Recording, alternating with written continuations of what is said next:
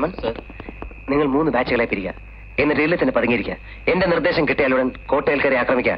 ഒരൊറ്റവനെ രക്ഷപ്പെടാൻ അനുവദിക്കരുത്. Go. Yes sir.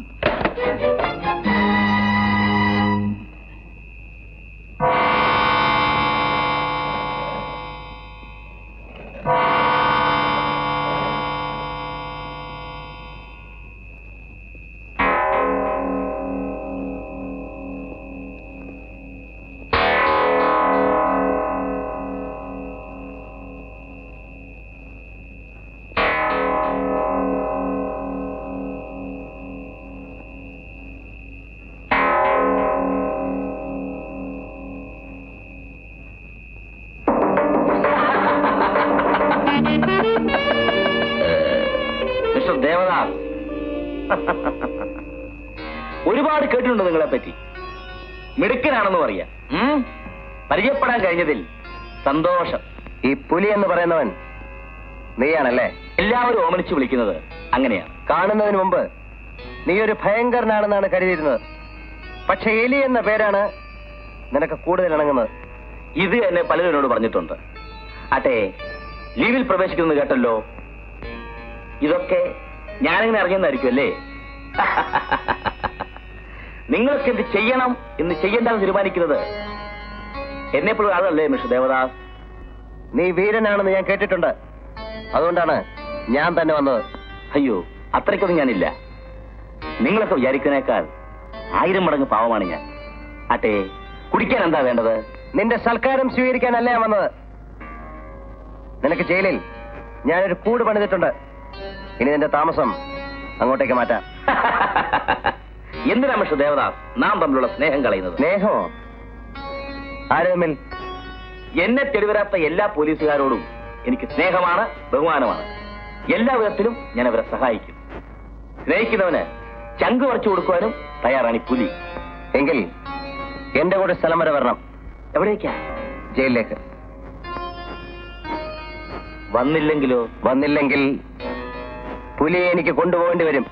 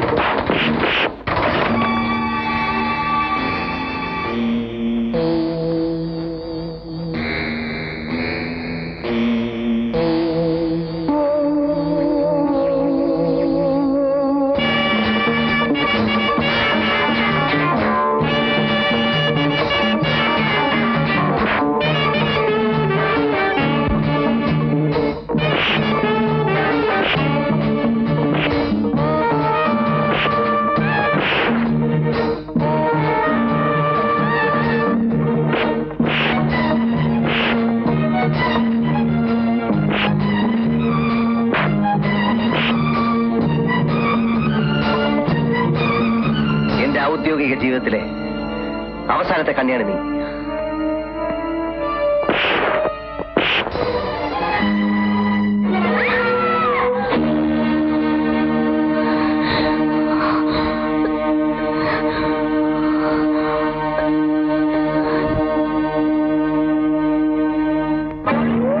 എന്താ നോക്കി നിൽക്കുന്നത്? ദേവദാസിനെ കൊന്ന് പുലി രക്ഷപ്പെട്ടു. അവൻ രക്ഷപ്പെടുന്ന എനിക്കൊന്ന് കാണണം. നീ നോക്കി നിൽക്കണ്ട, പോയി കയറിക്കൂ.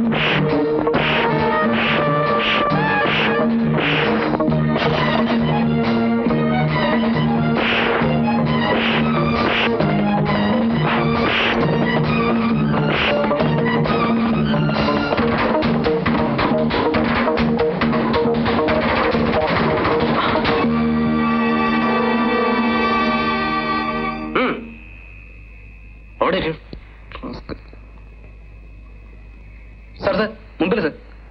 മുമ്പിൽ അവിടെ. ആ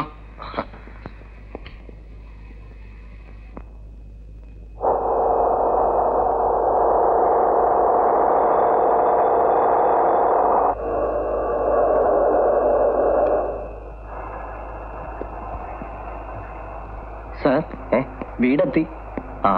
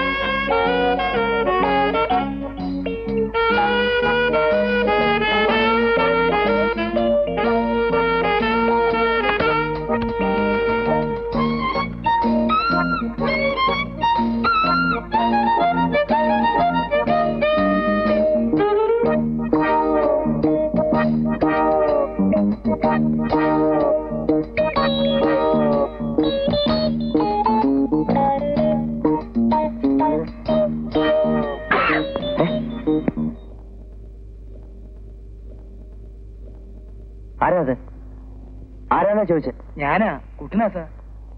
ഏത് കുട്ടൻ? ഇനി വന്നേ.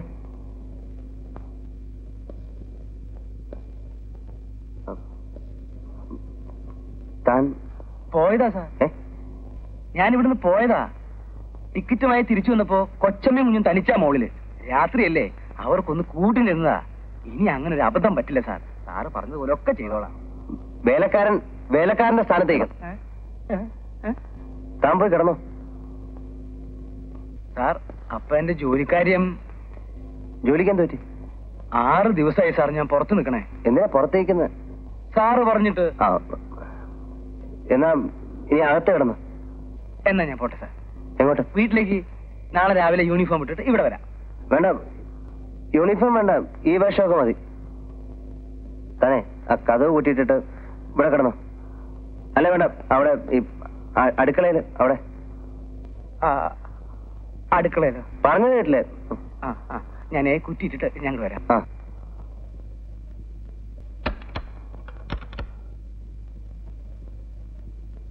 ഞാൻ അടുക്കളയിൽ തന്നെ കിടക്കണോ സാർ? അപ്പൊ ഞാൻ അടുക്കളയിൽ തന്നെ കിടക്കാം.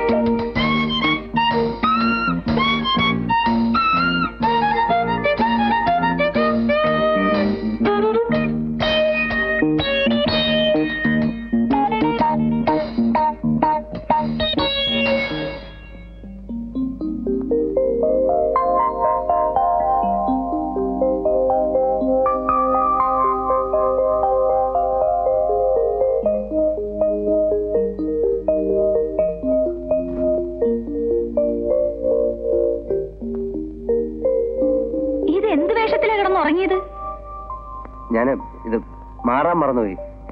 രാത്രി ബോധമില്ലാതെയാണോ വന്നത്? ഇപ്പൊ കിടക്കാൻ ബെഡ്റൂം ഒന്നും വേണ്ടതായോ? രാത്രി ഞാൻ വളരെ താമസിച്ചു. പിന്നെ നിങ്ങളെ ബുദ്ധിമുട്ടിക്കണ്ടെന്ന് വിചാരിച്ച് ഇവിടെ കിടന്നു. ആഹാ, ഈ ഔദാര്യം മുമ്പൊരിക്കലും തോന്നിയിട്ടില്ലല്ലോ. ഇപ്പൊ ഓരോരോ പുതിയ രീതികളാ. വലിയ കേസായിരുന്നു തോന്നുന്നു രാത്രി. ഏതായാലും മോളിൽ പോയി കുളിച്ച് ഈ വേഷമൊക്കെ ഒന്ന് മാറ്റാൻ നോക്ക്. ചെല്ല് ചെല്ല്.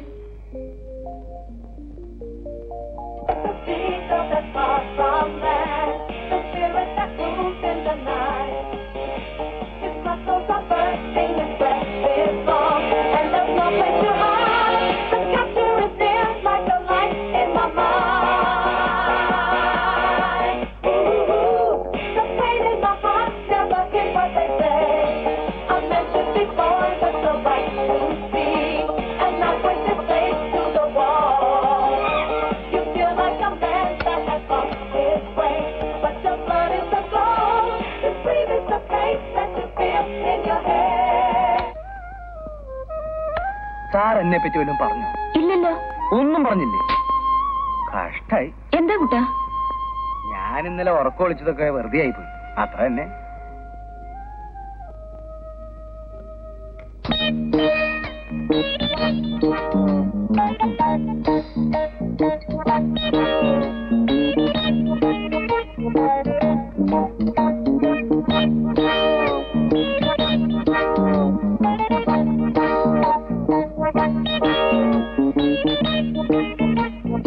ചേട്ടാ, ഇവിടെ ലുങ്കി പോലും കാണുന്നില്ലല്ലോ. Daddy, good morning. മോർണിംഗ്. മോളെ എഴുന്നേറ്റോ?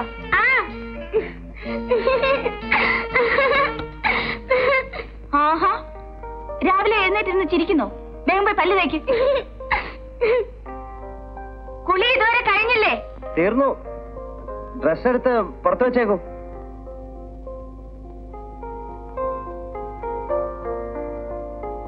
അതിനകത്ത് ഇങ്ങനെ കഥ കളിച്ചിരുന്നാൽ എങ്ങനെ? ഈ ഇപ്പൊ വരും. വേഗം ആട്ടെ.